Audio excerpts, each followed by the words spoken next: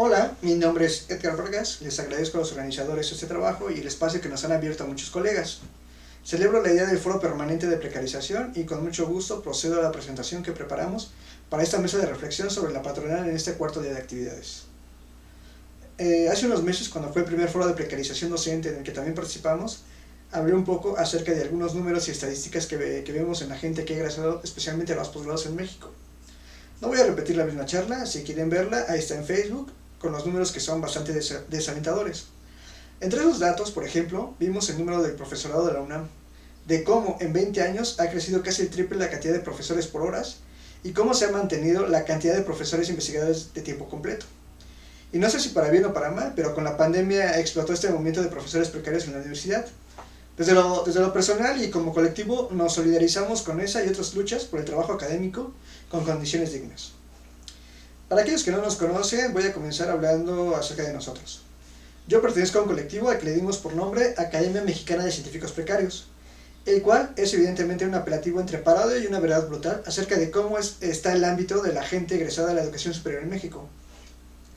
Este colectivo nació a raíz de varias charlas entre copas, compas y amigos, entre las cuales veíamos poco futuro en la Academia Nacional por muchas razones. Empezando por la corrupción, el tráfico de influencias y las pocas oportunidades que hay de desarrollar un trabajo en este sector en términos generales, ya sea como investigador o profesor, o en mi caso como divulgador de la ciencia. El trabajo que hemos hecho desde hace poco más de un año en realidad ha sido recopilar algunos testimonios de trabajadores de la ciencia y de la educación, y que presentamos de manera anónima. En ellos se relatan las violencias institucionales que han recibido de parte de algunos jefes, algunos encargados, secretarias, qué sé yo, de instituciones como la UNAM, el CONACYT, la ENA, la UPN, la UAM, el IPN. Eso con la idea de que un caso particular pueda servir como espejo y tratar de comprender que en realidad es una cuestión general los maltratos institucionales o patronales hacia un montón de personal científico o docente que elabora y da vida a las universidades, a los centros de investigación o a las escuelas en general. Esto que voy a leer a continuación es un relato en particular de un compañero egresado de la UAM con posgrados en la UNAM, que ante las pocas oportunidades de trabajo se vio la necesidad de responder a la convocatoria del Sistema de Universidades del Bienestar Benito Juárez, que como seguro saben es uno de los programas estelares educativos del gobierno actual. Por tanto, hablaremos de otra faceta del gobierno federal como patrón. Inicio la lectura del texto. Con el fin de ejemplificar condiciones y características de la precarización de la docencia en el nivel superior público, relataré parte de mi experiencia como docente en una de las universidades del bienestar Benito Juárez. Condiciones laborales. En general, hay falta de organización en la planeación, puesta en marcha y seguimiento de las actividades académicas y administrativas. Esto se presenta en dos niveles. El primero es desde el organismo central que coordina todas las sedes de las universidades Benito Juárez en el país. Dicen que se debe a la falta de personal administrativo, ya que son muy pocas personas las que se hacen cargo de todas las actividades de coordinación académica, vinculación, administración y finanzas de las 100 sedes. El segundo nivel sucede en las diferentes sedes. En el caso de la sede donde yo laboro, está relacionado con el incumplimiento de actividades y falta de capacidad de la persona a cargo de la administración, quien incluso tuvo actitudes groseras hacia el coordinador y dos docentes. La desorganización desde el cuerpo central de las universidades del bienestar a nivel federal provoca falta de transparencia en las convocatorias de admisión. Hasta la fecha, los resultados de la convocatoria para aspirar a docente lanzada en junio de 2020 no se han hecho públicos, aunque supuestamente saldrían en agosto. Pasamos 4 meses en incertidumbre al final de un año tan terrible, esperando los resultados. De hecho, fuimos contratados hasta diciembre, un mes antes de que finalizara el semestre o ciclo, lo cual implicó dificultades tanto para la planeación de clases como para la evaluación de los estudiantes. En realidad no hubo contratación, pues a la fecha, mayo de 2021, no contamos con un contrato ni con derechos laborales. No tenemos derecho a seguridad social, aguinaldo, ahorro para el retiro, créditos para la vivienda, prima vacacional, antigüedad, pago de horas extra, contratación colectiva y asociación. Nadie del personal trabajador en mi sede contamos con una credencial o identificación, y en el caso de quienes ingresamos de manera muy reciente no tenemos ningún documento oficial que avale nuestra inscripción a estas universidades. Nuestro pago es por hora clase, lo cual no contempla las horas de trabajo para preparar clases, revisar tareas y requisitar documentos administrativos. Incluso se evita hablar de salarios, porque nuestros pagos salen como apoyos educativos, para los cuales no se requiere factura o recibo. Ojo ahí. Es como una beca que se les brinda, explicó la persona que me notificó por teléfono cuando fui admitido. Nuestro primer pago salió en enero de este año, y desde entonces los depósitos quincenales han sido constantes, aunque se retrasan varios días en algunas ocasiones. En mi caso, los pagos han sido incompletos, aunque ya lo hemos reportado, no me han pagado el total de las horas de clase que imparto. Faltan 8 horas de clase por cada quincena. La falta de organización también causa desfases en la planeación de actividades. 3 ejemplos concretos. 1. 4 días antes de empezar el ciclo escolar, enero-junio de 2021, nos notificaron modificaciones en la malla curricular que implicaron cambios de asignaturas y sus contenidos temáticos. 2. Los avisos de asuntos pendientes con frecuencia se tienen que resolver de manera urgente. 3. El proceso de registro y de requisitos para la vacunación contra la COVID no fue bien planeado, aunque afortunadamente todo el personal sí pudimos tener acceso a la vacuna. Condiciones de teletrabajo. Debido a las restricciones sanitarias a causa de la epidemia por COVID, desde mi ingreso a las clases se han llevado a cabo de manera virtual. Esto, bien se sabe, ha sido muy difícil para los docentes y los estudiantes de todos los niveles y escuelas del país. Pero, además, tratándose de universidades que se ubican en zonas descentralizadas, con poca oferta educativa a nivel superior y que incluyen localidades rurales con cierta marginación, la conectividad digital es de muy mala calidad. En la región de nuestra sede, de hecho, fallan frecuentemente las señales de Wi-Fi, de los datos móviles e incluso para las llamadas telefónicas. En algunas ocasiones falla hasta la electricidad. Todo esto dificulta la dinámica y continuidad de las clases virtuales y causa estrés, por lo que hemos tenido que aplicar alta tolerancia a la frustración. Las condiciones de teletrabajo en casa tampoco han sido las más óptimas. Los trabajadores docentes costeamos los servicios de telecomunicación y de mantenimiento y o fallas en la computadora y el celular. He procurado la desconexión digital porque recibo mensajes de WhatsApp por parte de algunos estudiantes en horarios extralaborales, que creo es otro pendiente de regulación laboral en el país. Otra cuestión que me ha provocado frustración, como supongo a varios docentes también, es la deserción escolar. Desde que empezamos las clases en modo virtual, varios estudiantes han dejado de asistir o incluso se han dado de baja. Condiciones de trabajo desiguales entre docentes.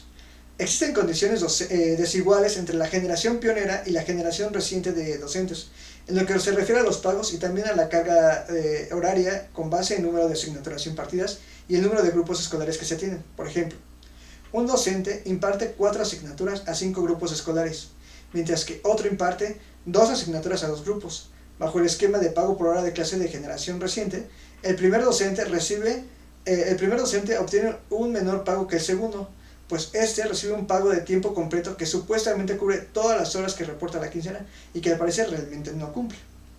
Este es un claro ejemplo de cómo la administración de la patronal, en este caso particular, las universidades del Bienestar Benito Juárez, son un desastre.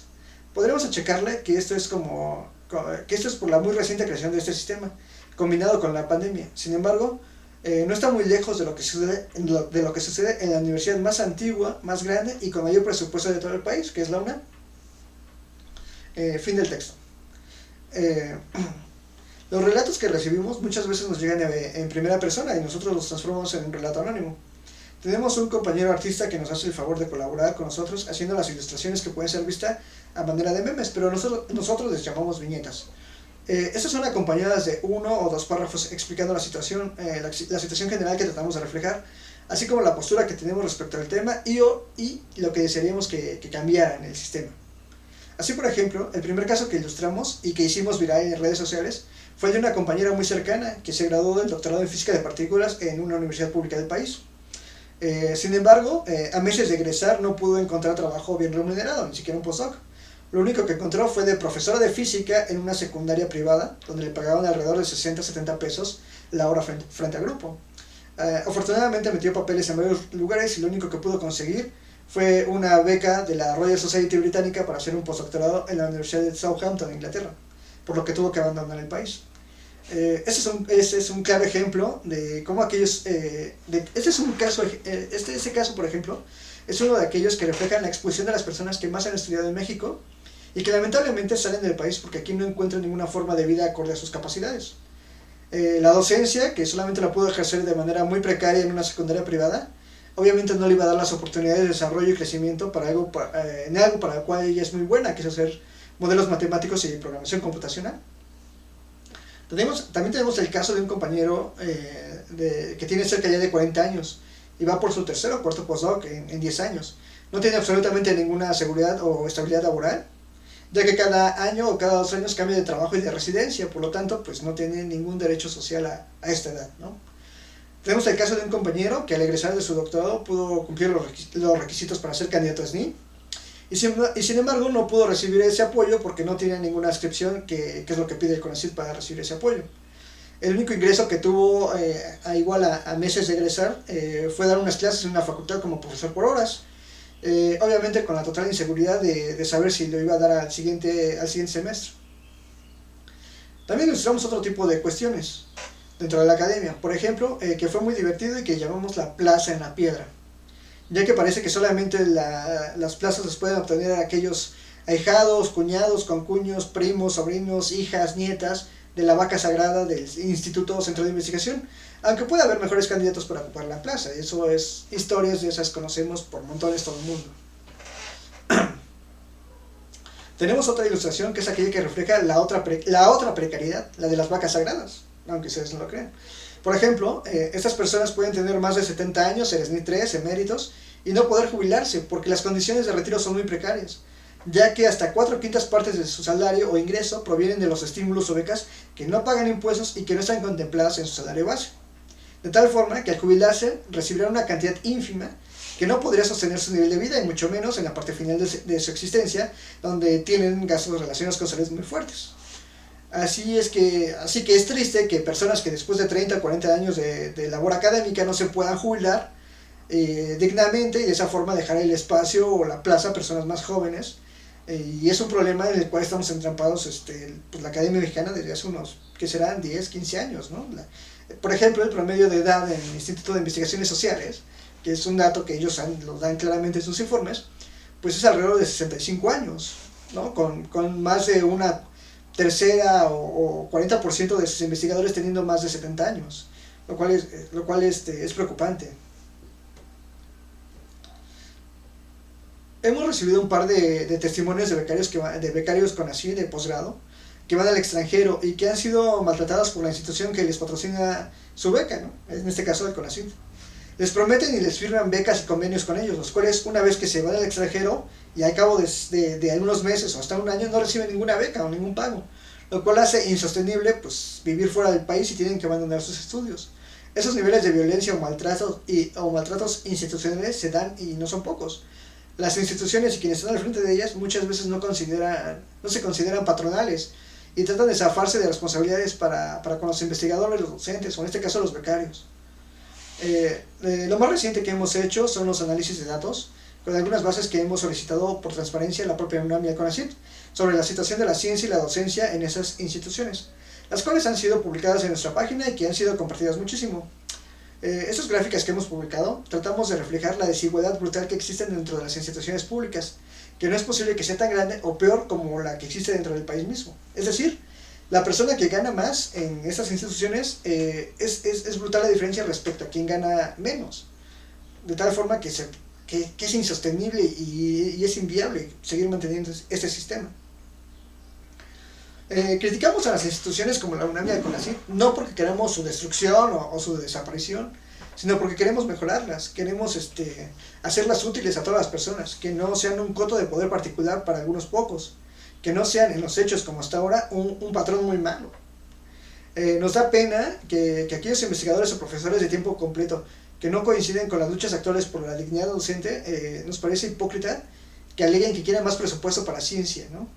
Y al mismo tiempo pues no quieren mejorar la docencia en sus propias universidades o facultades. Creemos que solo se demuestra su miopía o su avaricia personal, pero no la verdadera intención de mejorar la calidad educativa y de investigación para todo el país. Por el contrario, coincidimos con gente como el doctor Manuel Gilantón, en el cual dice que no solo hay que luchar por mejorar unos pesos el ingreso de los profesores por horas o de asignatura, sino dignificar la labor y ponerla a la par de la investigación y así tener derechos que de verdad mejoren la calidad de la docencia y la academia mexicana en general.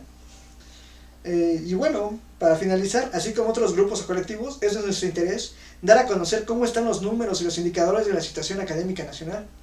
Con esto quizás más personas nos enteremos y nos indignemos. Y quizás a alguien se le ocurra hacer algo.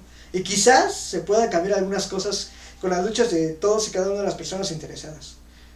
Por su atención, muchísimas gracias.